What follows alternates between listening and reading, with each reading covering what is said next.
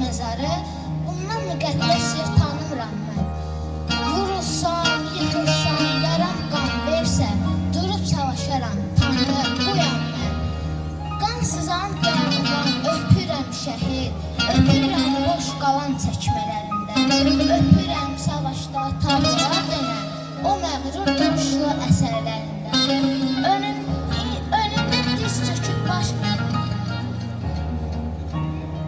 Önündə diz çöküb baş əyildik biz, can verib daşa, torpağa, indi ürəklərdir sənin vətənin, döndün könüllərdən dinməz bayrağa.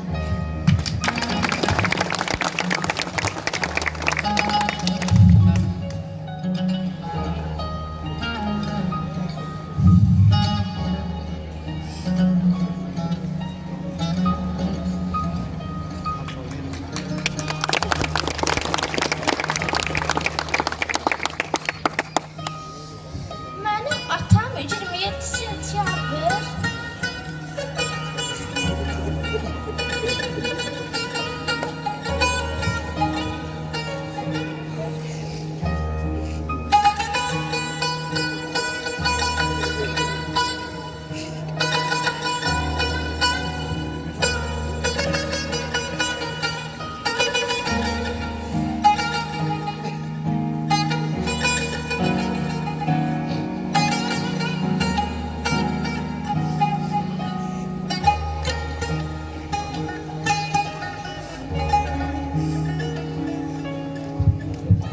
Sen qəhrəman oğlusan.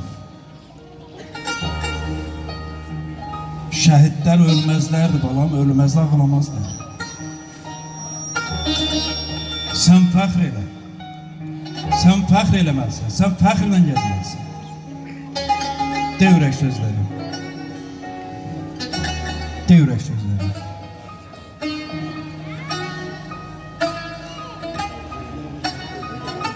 Sen gör necə bir qəhrəmanlı olursan.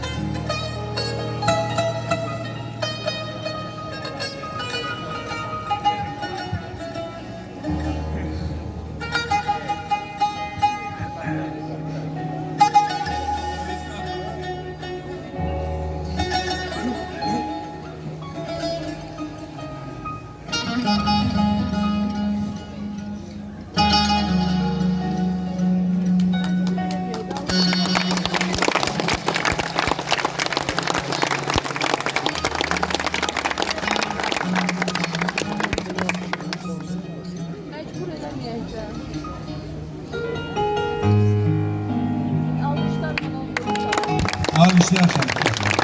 Alkışlar ama en yüksek alkışlar.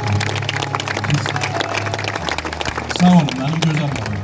Allah sizi var etsin. Bəli. Şəhidlər